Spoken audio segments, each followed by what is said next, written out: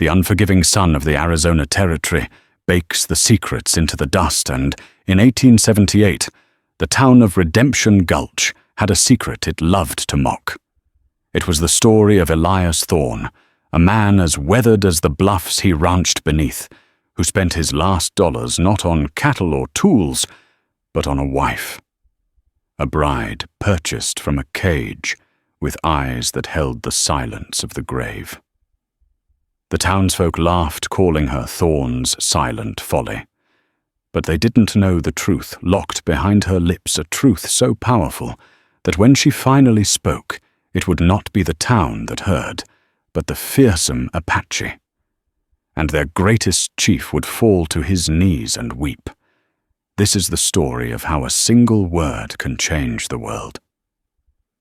The heat in Redemption Gulch was a physical entity, a shimmering beast that clung to the clapboard buildings and turned the dust of Main Street into a fine, choking powder. It was a place where hope came to die, and where men's souls were stripped bare by sun and hardship. On this particular Tuesday, the heat had a new topic of conversation, a fresh piece of meat for the town's wolves to circle Elias Thorne and his newly acquired wife. Elias was a man carved from the land itself. His face was a roadmap of sun-scorched lines, his hands calloused and scarred from a life of breaking horses and mending fences on a ranch that perpetually teetered on the brink of failure. He was a quiet man, haunted by the ghosts of a war fought a decade earlier, ghosts that had stolen his easy smile and left him with a solemnity that the boisterous citizens of Redemption Gulch mistook for weakness. He had ridden out 2 days prior, heading not for the cattle markets in Prescott, but east toward the lawless outpost of Serpent's Tooth. He returned not with livestock, but with a woman. She wasn't a mail-order bride full of nervous chatter and dreams of a homestead. This woman was different. He had found her in a wagon cage, displayed by a vile trader named Silas Croft, a man whose teeth were as yellow as his morals. Croft had advertised her as tamed savage, a prize from a raid on a settlement that had itself been a raid on a native village. She was silent, her long dark hair hanging like a curtain over a face of striking angular beauty. Her eyes, the color of dark honey, held a stillness that was both unnerving and profound. They saw everything and revealed nothing. "She don't speak," Thorne Croft had sneered, rattling the cage. "Took a blow to the head, I reckon. Or maybe she's just stubborn. But she's strong good for work. Won't talk back. What more can a man ask for?" The men gathered had laughed, their gazes crawling over her like insects. But Elias saw something else. He saw the flicker of defiance in the rigid set of her jaw, the unbroken spirit in her unblinking stare. He saw a soul trapped in a cage, just as his was trapped in the lonely expanse of his ranch. He paid Croft's exorbitant price, the last of his savings money meant for winter seed, and led her away, not by a rope, but by a quiet gesture of his hand. Their arrival in Redemption Gulch was an event. Bartholomew Slocum, whose sprawling cattle empire bordered Elias's meager plot, was the first to cast a stone. He stood on the porch of the general store, a portly man in a fine waistcoat, his face florid with whiskey and arrogance. "Well, look what the cat dragged in." Slocum boomed his voice, carrying across the street. "Thorne's finally gone and bought himself some company. Can't say I blame him, but I thought you'd have better taste, Elias. At least get one that can say, yes." A wave of cruel laughter followed. Elias ignored it, his gaze fixed straight ahead. The woman whose name he did not yet know walked beside his horse, her bare feet raising small puffs of dust. She didn't flinch or look away. Her composure was a fortress. Elias helped her onto the seat of his buckboard, his touch gentle on her arm, and drove them out of town toward his homestead, the sound of mockery trailing behind them like a cloud of flies. Thorn's Folly they called her from that day on. The name stuck whispered over saloon bars and stitched into gossip on front porches. Elias Thorn, the fool who bought a broken, silent bride. His ranch was a modest affair, nestled in a small valley carved by Thorn Creek. A small, sturdy cabin he'd built himself, a barn that leaned slightly to the north, and a corral holding his 2 steady geldings. The land was harsh, but beautiful, a tapestry of sagebrush cottonwoods and distant purple mesas. He led her to the cabin door. "This is your home now," he said, his voice rough from disuse. "You are not a slave here. You are safe. You have a room of your own. You do not have to do anything you don't wish to." She looked at him, then a long, searching gaze. He could not decipher it, but there was no fear in it, only a deep, unsettling watchfulness. She entered the cabin, her movements fluid and graceful despite her ordeal. He had prepared the small spare room with a simple cot and a clean blanket. She went inside and gently closed the door. That night, Elias sat on his porch, the familiar weight of loneliness heavier than ever. He had spent years in silence, but now the silence in his own home was a different kind. It was alive, breathing, watching. He looked out at the vast, star-dusted sky and wondered if he had just made the greatest mistake of his life, or if for the first time since the war, he had finally done something right. The town could laugh all it wanted. He had seen enough of the world's cruelty to know that true value was rarely understood by the crowd. Days bled into weeks at the Thorn Creek Ranch. The silence between Elias and the woman he came to call Elara, a name he'd read in a book, once a name that felt soft and strong, like she was, became a language of its own. It was a language spoken in shared glances, in the placement of a cup of coffee, on the porch rail in the morning, in the way she would leave a bowl of wild berries on the table for him when he came in from the fields. Elias never pushed her. He spoke to her as if he expected a reply, but never showed disappointment when none came. He'd narrate his day, describing the stubbornness of a particular calf, or the way the light hit the canyon walls at sunset. He told her about his parents, who had died of fever on the trail west, and about the war, speaking of it in clipped, hesitant sentences, exorcising demons that had long festered in his own solitude. "They told us we were fighting for a noble cause," he said one evening, cleaning his rifle by the firelight. "But all I saw was boys killing other boys. We all spoke the same language, but we stopped listening to each other." Maybe silence is better sometimes. She sat across from him, mending one of his shirts with a skill that was both meticulous and innate. Her needle moved with a silent, rhythmic grace. When he spoke of the war, her hands paused for a fraction of a second, her gaze lifting from her work to meet his. In her eyes, he saw not pity, but a deep, resonant understanding, the look of someone who had witnessed their own kind of senseless violence. Elara began to transform the small cabin. She had a knowledge of the land that astounded him. She'd disappear into the scrubland for an hour and return with roots that, when boiled, made a soothing salve for his rope-burned hands. She found patches of wild herbs that kept the insects at bay and wove river reeds into durable, beautiful baskets. She was not the helpless, broken thing the town imagined. She was a survivor possessing a quiet competence that put the gossiping women of Redemption Gulch to shame. One afternoon, Elias was trying to break a fiery young mustang he'd captured. The horse was all wild energy and fear, bucking and rearing its eyes white with panic. After nearly being thrown for the 5th time, Elias lay in the dust, the wind knocked out of him, defeated. Slocum and a few of his ranch hands had ridden by and were watching from the fence line, their laughter loud and grating. "Can't even handle a horse," Thorne Slocum bellowed. "How do you expect to handle a wife, especially one who can't even tell you when you're doing it wrong?" Elias felt a hot flush of shame and anger. He was about to rise and order them off his land when the corral gate creaked open. Ilara slipped inside. She moved without a sound, her presence calm and deliberate.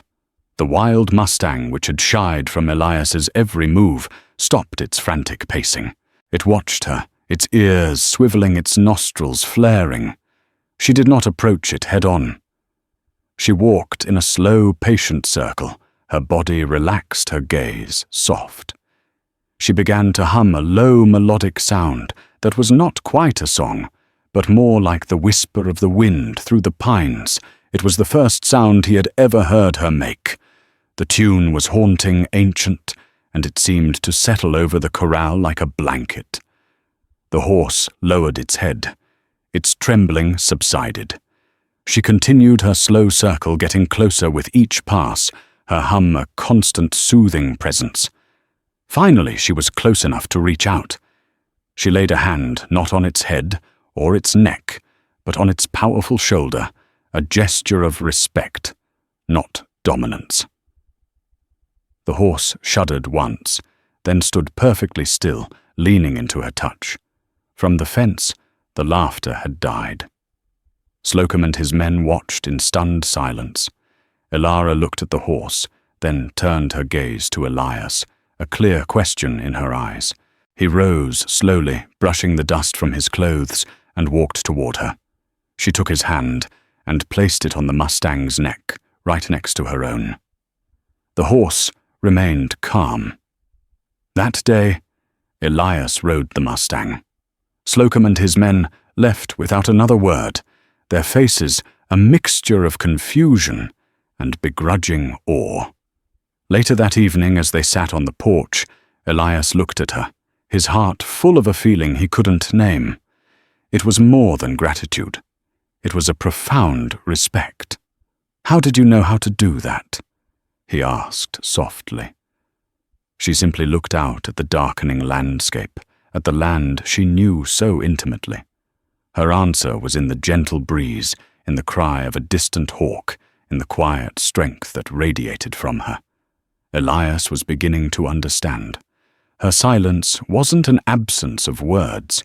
It was a presence of something deeper, something the loud, brittle world of Redemption Gulch could never comprehend.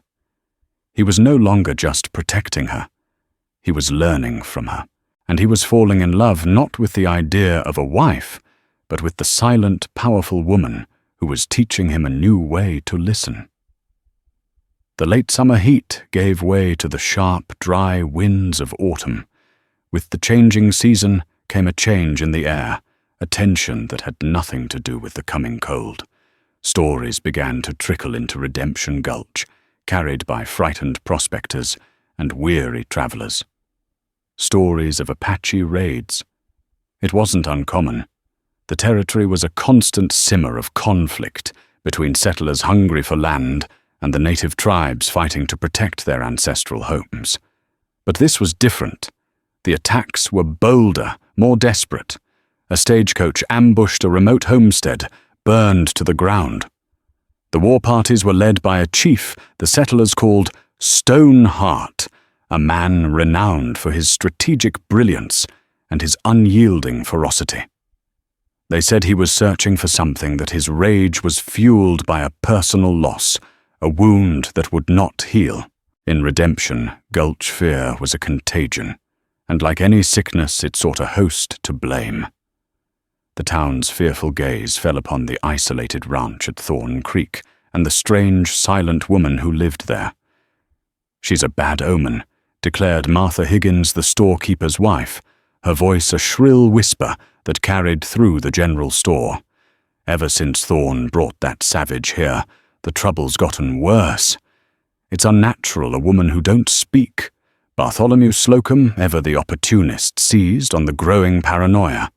He saw a chance to not only cement his power in the community, but also to finally run Elias Thorne off the land he'd long coveted.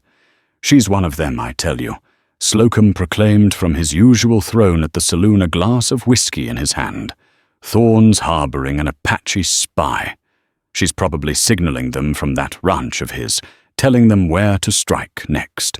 The accusation was absurd, but in the fertile ground of fear, the seeds of suspicion took root and grew into a thorny bush of hatred. Old slights were remembered. Elias's quiet nature was reinterpreted as secretive arrogance, and Ilara's silence was seen as proof of her malevolent intent. Elias was not ignorant of the whispers. When he rode into town for supplies, conversations would cease. Men would turn their backs. Sheriff Alistair Beaumont, a man whose spine was made more of jelly than of steel, would offer a weak nod and then find some urgent business elsewhere. The sheriff was a decent man at heart, but he was a politician first, and the political winds were blowing hard against Elias Thorne. One day returning from town, Elias found Ilara standing on the ridge behind their cabin, looking east toward the jagged peaks of the Dragoon Mountains, the heart of Apache territory. Her posture was rigid, her attention so focused that she didn't hear his approach. There was a profound sadness in her stance, a longing that was almost painful to witness. Elias had the unsettling feeling that she wasn't just looking at the mountains, she was listening to them. The tension on the ranch mirrored the tension in the territory. Elias began sleeping with his rifle beside his bed again, a habit he'd hoped to leave behind with the war. He checked his perimeter every morning and evening. He was not afraid of an Apache attack. His land was poor and offered little to raid, but he was deeply afraid of the men from Redemption Gulch. Ilara seemed to sense the shift. She became even more observant, her eyes constantly scanning the horizon. She showed Elias how to read the signs of the land. A broken twig that meant a man had passed, the agitated flight of birds that warned of a predator nearby, the subtle changes in the wind that foretold a storm. She was teaching him to see the world as she did a living thing full of whispers and warnings. One crisp afternoon, while checking a section of fence line near the creek, Elias discovered it. A single black feather tied to the wire with a strip of red sinew. It wasn't a feather from any local bird. It was stark, deliberate. A marker. A message. He took it back to the cabin and held it out for Ilara to see. When she saw the feather, a flicker of something, recognition, fear, sorrow, crossed her face before her mask of stoicism fell back into place. She took the feather from his hand, her fingers tracing its sharp edges. She then walked to the hearth and without ceremony dropped it into the flames. She watched it burn until it was nothing but a wisp of grey ash. She turned to face him. Her eyes were clear, but they held a new and terrible urgency. She walked to the cabin's heavy wooden door and slid the bolt across. It was a simple gesture, but it was the first time she had ever done it. It was a clear, unspoken statement. The world was no longer content to whisper about them from a distance. The danger was coming closer. The red clouds gathering on the horizon were not just a sign of Apache war parties, but of the storm of hatred brewing in the heart of Redemption Gulch, a storm that was about to break directly over their heads. Bartholomew Slocum's campaign against Elias Thorne reached its fever pitch. He was a master of manipulating fear, a conductor orchestrating an ugly symphony of paranoia. He painted Elias not just as a fool, but as a traitor, a man in league with the very savages who threatened their homes. Stoneheart's warriors burned the Miller homestead last night, Slocum announced to a crowd gathered outside the sheriff's office. His voice was laced with a false grief that barely concealed his triumphant opportunism. They're getting closer. And why? Because they have an ally in our midst, a man who shelters one of their own, who gives them a safe haven to spy on us all. He didn't need to say Elias's name. Every eye in the crowd turned eastward toward the small, isolated ranch by the creek. Sheriff Beaumont emerged from his office, his face pale and sweating. "Now, Bart, that's a serious accusation. We have no proof of such a thing." "Proof," Slocum scoffed, turning on the sheriff. "The proof is in his arrogance. The proof is in that silent witch he keeps. While we bury our dead, he's probably out there trading secrets with them. Are we to wait until our own homes are cinders? Until our own children are taken? I say no. If the law won't protect us, then we, the righteous men of this town, will protect ourselves." A roar of approval went up from the crowd. The fear had curdled into a mob mentality. Men who were once neighborly farmers and shopkeepers were transformed into a grim-faced posse, their eyes lit with the fire of self-righteous fury. Sheriff Beaumont tried to interject, to plead for reason, but his voice was drowned out. He was a man standing against a tide, and he knew he was about to be swept away. Elias saw them coming from a mile off, a dust cloud on the horizon, too large for a simple group of riders. He'd been repairing the roof of the barn, and he froze, his hammer held aloft. He recognized Slocum's distinctive bay stallion at the head of the group. This wasn't a social call. This was an army. He scrambled down the ladder, his heart pounding a frantic rhythm against his ribs. "Elara!" He called out, his voice sharp with alarm as he burst into the cabin. She was standing by the window, already watching them approach. There was no panic on her face, only a grim, settled resolve. It was the look of a person who had been expecting this moment their entire life. Her hands were not trembling. She looked at Elias, and in her gaze he saw not a woman who needed saving, but a partner ready to face the storm. He grabbed his Winchester rifle from its rack above the mantelpiece and a box of cartridges from a drawer. "Get to the root cellar," he ordered. "The door is thick. Stay there no matter what you hear." She shook her head, a small, firm gesture. She pointed to the back window, then to the creek bed, then to the high rocks beyond. It was an escape plan, a route he could take. She was telling him to save himself. "I'm not leaving you," he said, his voice low and fierce. He was shocked by the conviction in his own words. When had this silent woman become the anchor of his world? He could not abandon her. Her expression softened for a moment. A flicker of something profound and heart-wrenching crossed her features. It was a look of gratitude, of sorrow that he was tied to her fate. Then the resolve returned. If he would not run, she would not hide. She picked up the heavy iron poker from the fireplace, its weight a poor substitute for a weapon, but she held it like a queen holding a scepter. The posse, a chaotic mob of some 20 men, thundered into the yard, trampling the small herb garden Elara had so carefully cultivated. They surrounded the cabin, their faces twisted with anger and fear. Slocum dismounted his shotgun, held loosely in his hand. "Thorn," he bellowed. "Come on out. We've come for the Apache witch." Elias stepped onto the porch, his Winchester held ready, but pointed at the ground. "This is my property, Slocum. You have no business here. Turn your men around and go home."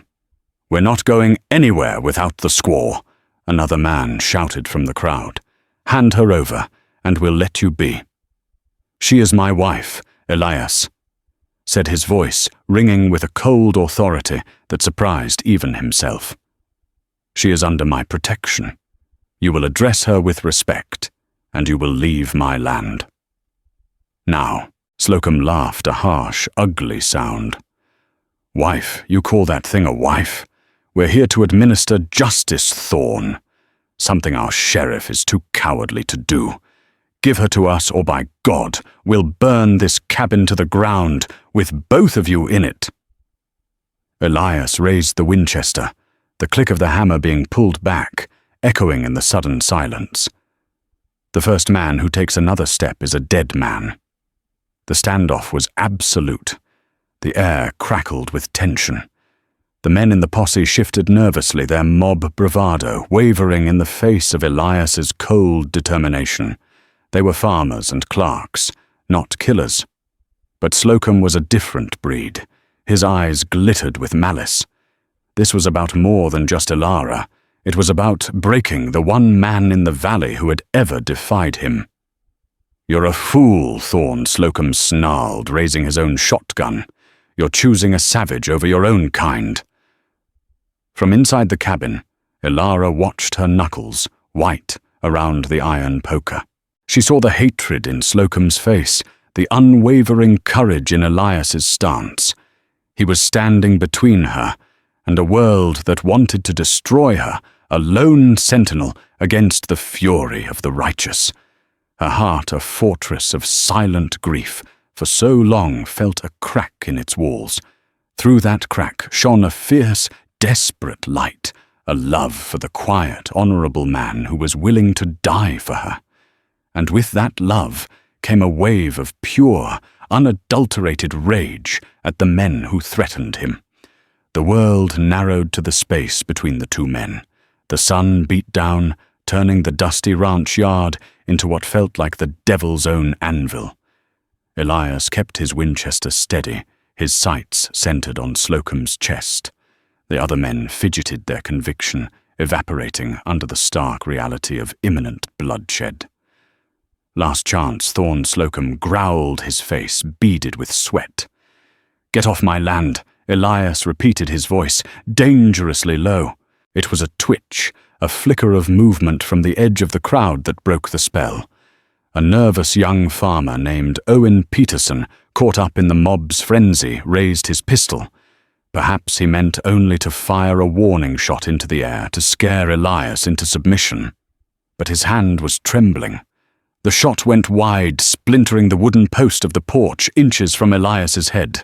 The sound of the gunshot shattered the tense quiet. It was the spark the powder keg needed. Panic and instinct took over. The posse, thinking Elias had fired, raised their own weapons. Elias dove back from the porch as a volley of lead ripped through the air, tearing into the front of his cabin. Inside, Ilara was thrown to the floor by the sheer force of the impacts. Wood splintered around her. The window pane shattered, showering the room with glass. For a moment, she was back in another time, another place of chaos and violence, the air thick with screams and gunpowder. The trauma that had stolen her voice threatened to paralyze her. But then she heard Elias cry out. It was a sharp grunt of pain. Peeking through the shattered window, she saw him crouched behind an overturned water trough, a dark stain spreading on his left shoulder. He was hit. Seeing him wounded broke the grip of her past. The terror was replaced by a cold, protective fury. The men outside were no longer a faceless mob. They were a direct threat to the only person who had ever shown her kindness in this cruel new world. Elias returned fire, his shots precise and deliberate. He wasn't shooting to kill, but to intimidate. He aimed for hats for the water barrels they used as cover for the ground at their feet. His training from the war came back in a grim rush. How to conserve ammunition, how to use cover, how to make one man seem like five. Slocum's men disorganized, and lacking a true commander, fell into disarray. They were accustomed to being the aggressors, the overwhelming force. They weren't prepared for a siege for a single determined man who knew how to fight. Spread out surround the cabin, Slocum roared, trying to regain control. He can't watch every direction at once. As the men began to move, Ilara acted. She knew the cabin and the land around it better than anyone. While Elias kept the front of the posse pinned down, she slipped out the back door, silent as a shadow.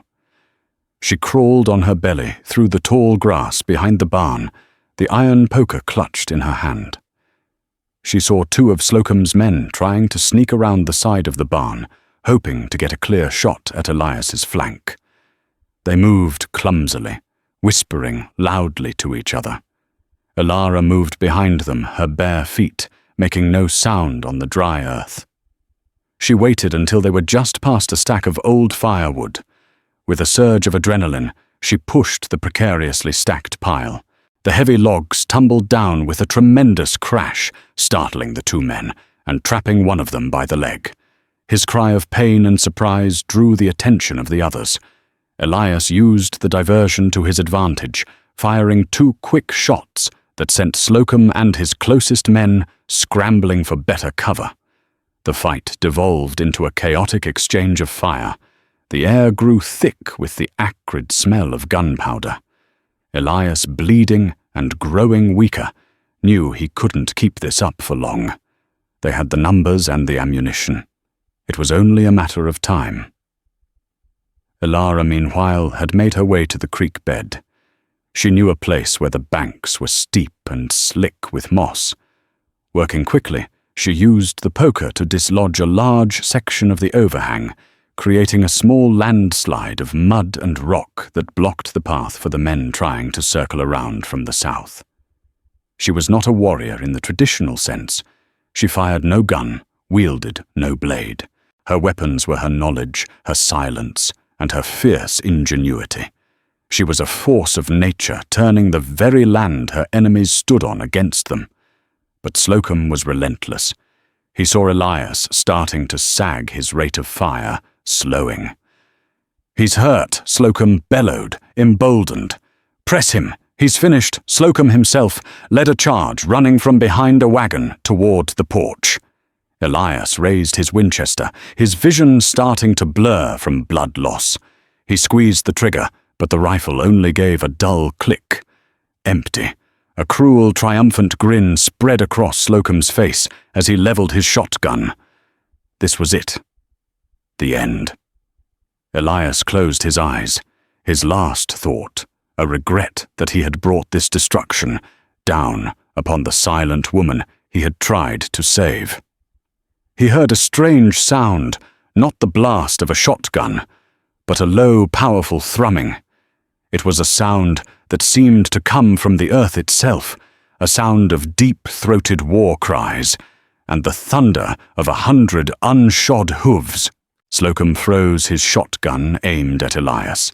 His triumphant grin faltered, replaced by a look of disbelief and stark terror. The men of his posse lowered their weapons, their faces turning ashen. On the ridge to the east, silhouetted against the setting sun, a line of riders had appeared. They were not settlers.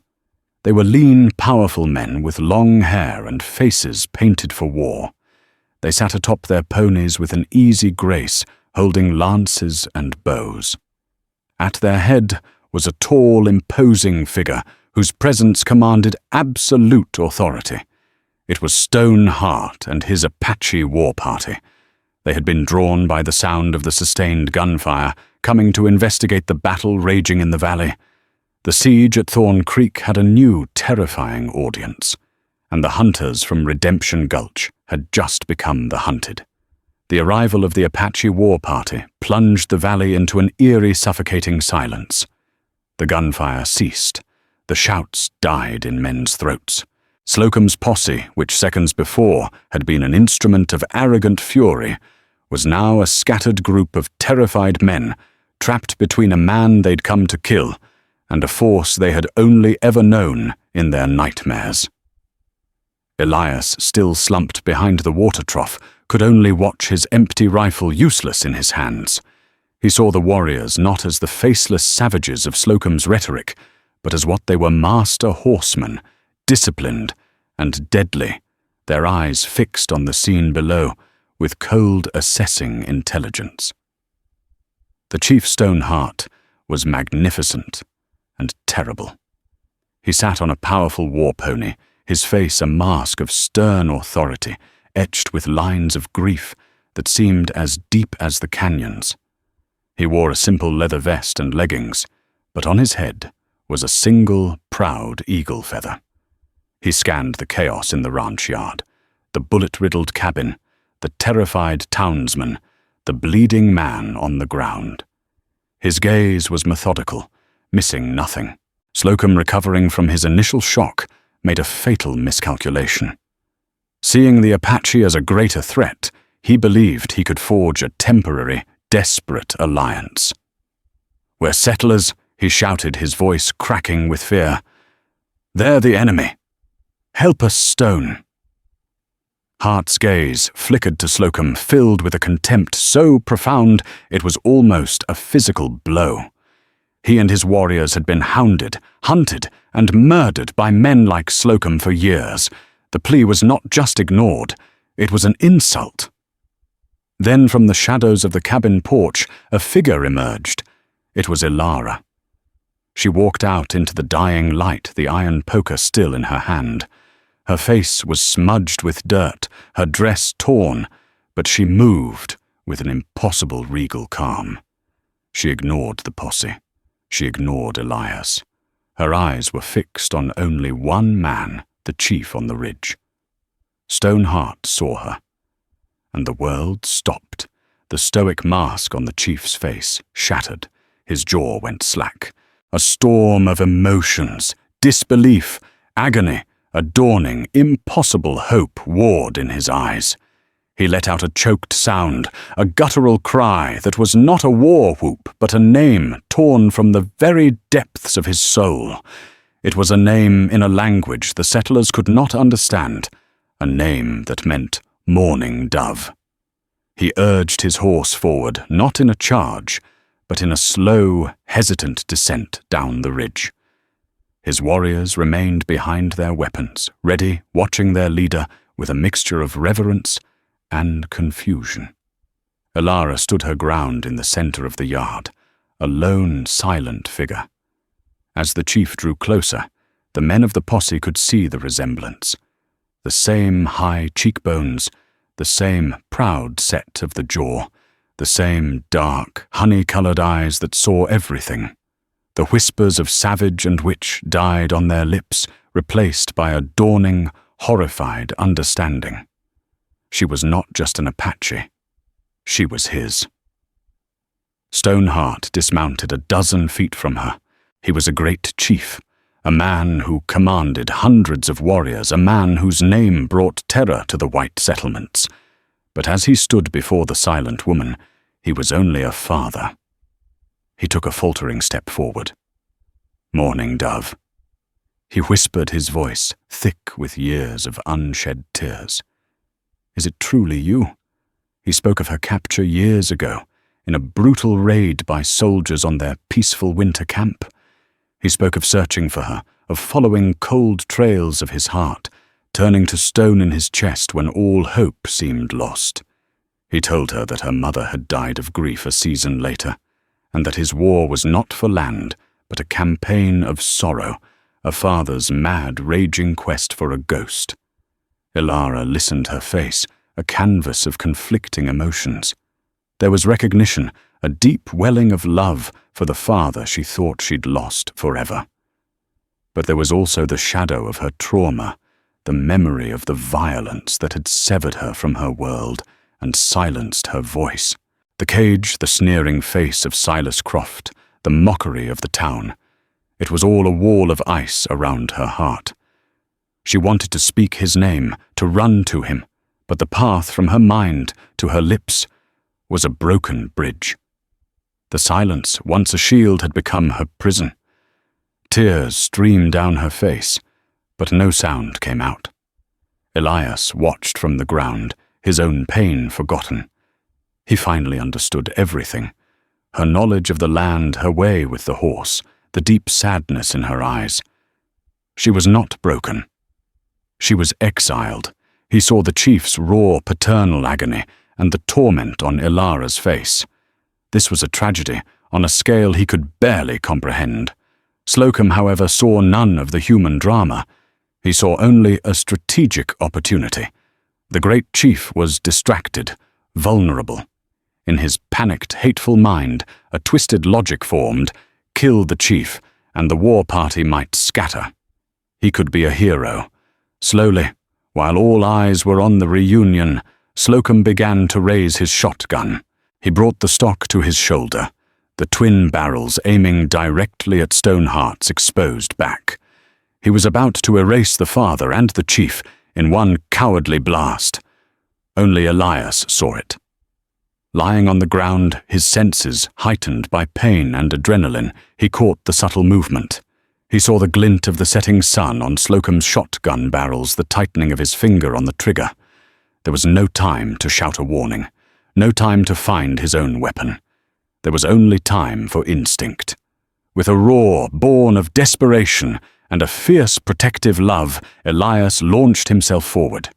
He ignored the fire in his shoulder, the dizziness from blood loss. He covered the few feet between them and slammed his body into Slocum's side just as the man fired. The shotgun blast erupted with a deafening boom, but instead of tearing into the chief's back, the pellets went wide, ripping harmlessly into the dirt. The force of Elias's tackle sent both men sprawling to the ground. Slocum, enraged, rolled over and brought the heavy stock of his gun down on Elias's head. The world exploded in a flash of white-hot pain, and then, for Elias, there was only darkness. The scene froze for a heartbeat. Stoneheart spun around his face, a mask of fury. His warriors on the ridge raised their bows as one arrows knocked and aimed at the stunned townsman. But it was Alara who moved first. Seeing Elias fall, seeing him sacrifice himself for her father, was the blow that shattered the final wall of ice around her heart. The years of trauma, the forced silence, the crushing weight of her grief, it was all incinerated in a single blazing moment of pure, unadulterated emotion. A sound tore from her throat, raw and powerful. It was a cry of anguish, of love of a voice that had been caged for years and was now breaking free. It was not her Apache name. It was not a plea. It was the name of the man who had looked at her and seen a person, not a possession. The man who had given her a home, not a prison. The man who had just laid down his life for her. Lias. Her voice rang out across the valley, clear and strong, filled with a desperate clarity that cut through the tension like a blade. It was the first word she had spoken in years, and it was his name. Stoneheart and his warriors froze. They had been prepared to hear her speak their tongue, to call out for her father, her people. But to hear her cry out this English name, the name of a white man with such profound love and despair, it changed everything. They did not see an enemy. They saw the man, their lost princess, their mourning dove loved. They saw the man who had just saved their chief's life. They lowered their weapons. Stoneheart stared at his daughter, then at the unconscious form of Elias at her feet. The tears he had held back for years finally fell streaming freely down the deep lines of his face. He was not crying for the daughter he had lost. He was crying for the woman she had become, a woman who had found a new life, a new protector, a new love in the heart of the world that had taken her from him. He cried for the sorrow of the past and for the complex, painful beauty of the present. He cried because her first word was not for him, but for another. And he understood that this was not a rejection, but a testament to the man's worth. The men of the posse stood in stunned, shamed silence. The silent which had a voice, and its first utterance was an expression of love for the man they had tried to murder. The savage chief wept like any grieving father. Their entire world of simple hatreds and self-righteous justifications had been demolished in an instant. They looked at their hands at Slocum, who was now being disarmed by Apache warriors, and at Elias, and they felt the crushing weight of their own monumental ignorance. Later, as the sun dipped below the horizon, casting the valley in hues of purple and orange, Stoneheart's warriors tended to Elias's wounds with a skill that surpassed any town doctor. Ilara, whose name was now spoken with reverence, by the fierce warriors who were her people, never left his side. She held his hand, whispering his name over and over, as if afraid the silence might reclaim her if she stopped. Stoneheart made a promise that day. The Thorn Creek Ranch would forever be a place of peace, protected by his people. The war of sorrow was over. He had found his daughter, not as he had lost her, but as she was now a bridge between two worlds, her heart given to a quiet, honorable man. The town of Redemption Gulch never laughed at Elias Thorne again. The story of that evening became a legend, a cautionary tale whispered in hushed tones. They spoke of the day the Apache cried, the day a silent woman's love proved stronger than a mob's hatred, and the day they all learned that a man's true worth is not measured by what he owns, but by what he is willing to protect. And in the center of it all was Elias and Elara, two silent souls who had found a language all their own, a language that had ultimately saved them all.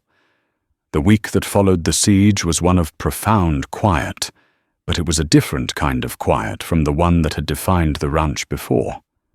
The silence of solitude and trauma had been replaced by the soft stillness of healing. Elias lay in his bed, his shoulder expertly bound with herbs and clean linen by Stoneheart's medicine man, his head still throbbing from Slocum's final desperate blow. But the physical pain was a distant hum beneath a feeling of deep, bone-settling peace he hadn't known since he was a boy. The source of that peace sat in a chair beside him, her hand resting gently on his, Elara. He was still getting used to the sound of her voice.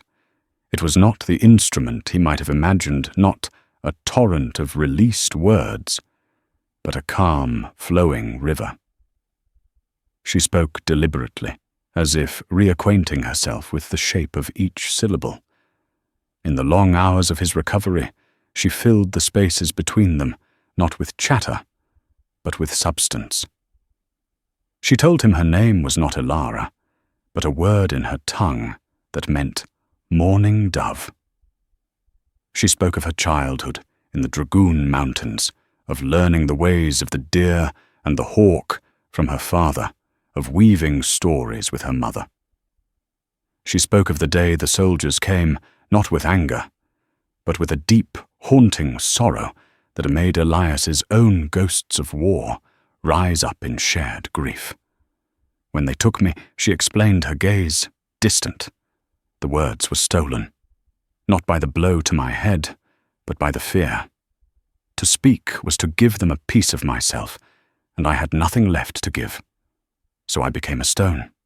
I became silent, until now Elias whispered, his voice hoarse. She squeezed his hand, her honey-colored eyes locking with his. You did not try to take anything from me, Elias Thorne. You gave me safety. You gave me patience. You gave me a home. You built a place so quiet I could finally hear my own voice waiting to come back. He learned that her English was pieced together, learned from listening first in captivity, then to the townsfolk, and mostly to him during his long one-sided conversations on the porch. She had understood far more than he had ever known. On the 5th day, a lone rider approached the ranch. It was Sheriff Beaumont. He dismounted hesitantly, holding his hat in his hands like a penitent schoolboy. He did not approach the porch until Elara gave him a nod of permission. Mr. Thorne Beaumont began, his eyes fixed on the floorboards. Ma'am, he cleared his throat. I've come on behalf of Redemption Gulch to offer a profound apology. We were blinded by fear and by the lies of a hateful man. There's no excuse for what we did, for what I allowed to happen. Where is Slocum? Elias asked, his voice flat. Locked up. A federal marshal is on his way from Tucson to take him to the territorial prison. He'll face charges of attempted murder and inciting a riot. His ranch hands who were with him, they've all given testimony against him. They're shamed men, Thorne. The whole town is. Beaumont finally looked up, his eyes pleading. We were wrong. Terribly wrong. If there is anything the town can do to make amends. Elias looked at Ilara. She gave a small, almost imperceptible shake of her head. They needed nothing from the town that had scorned them. Just leave us in peace, Sheriff Elias said. That will be enough. Beaumont nodded, a look of relief and deep sadness on his face. He left a crate of supplies on the porch, flour, coffee, medical tinctures, a silent offering from the general store, and rode away, leaving them once more to the valley's peace. 2 days later, another party arrived, but this one came not with shame, but with honor. Stoneheart returned accompanied by only 2 warriors. He dismounted and approached the porch, where Elias, now strong enough to sit up, was waiting with Ilara, Mourning Dove, by his side. The great chief's eyes, once filled with the fire of war, were now soft with the light of a father. He presented Elias with a gift, a beautifully crafted bow, made from the wood of a mountain locust tree, its string woven from sinew. It was not a weapon of war, but a tool for a provider, a symbol of respect from one man to another. My daughter speaks your name, Stoneheart said, with Ilara translating his words, her voice the seamless bridge between them. She chose to stand with you. My heart was broken to lose her, but it is healed to see she found a man of honor. The land of Thorn Creek is as sacred to my people now as our own mountains. You are family. You will never be alone. That evening they shared a meal. Elias roasted a rabbit, and Stoneheart's warriors brought dried berries and roasted piñon nuts. They ate together on the porch, 3 cultures converging under a canopy of stars, a former soldier, a chief's daughter, and a warrior father. They spoke of the land of the changing seasons, of the simple, universal truths that transcended language and history. After Stoneheart departed, leaving his daughter in the world, she had chosen Elias, and Mourning Dove sat in their usual chairs on the porch. The whispers of the creek filled the night air, a gentle, constant murmur. Mourning Dove, Elias said, testing her true name on his tongue. It felt right. She smiled, a genuine, beautiful smile that lit up her entire face. It was the first time he had ever seen her truly smile. My father calls me that. But when you say it, my heart knows it's home. She paused, then added, but I like Ilara too. It was the name you gave me when I had none. It was the first gift. He reached out and took her hand. The silence was gone, but the peace remained deeper and richer than before. The town no longer laughed. The Apache no longer cried in sorrow. And on a small protected ranch, nestled by a whispering creek, a man and a woman who had been brought together by cruelty and loss looked toward the horizon, ready to build a future, not of silence, but of shared words, shared dreams, and a love that had proven strong enough to bring 2 warring worlds to peace. In the vast, untamed expanse of the Old West, stories were often written in gunpowder and blood. But the greatest legends are those written by the heart. The tale of Elias Thorn and his silent bride Ilara is a testament to the enduring power of kindness in a world brimming with cruelty. It reminds us that courage isn't about the loudness of your voice, but the strength of your convictions, and that understanding can bridge the deepest of divides. Their story proves that sometimes the quietest people hold the most powerful truths. If this story of unlikely love, hidden strength, and redemptive courage moved you, please take a moment to click the like button and share it with others who appreciate tales from the forgotten corners of history. Don't forget to subscribe to our channel for more stories that bring the drama and spirit of the Wild West back to life. Thank you for listening.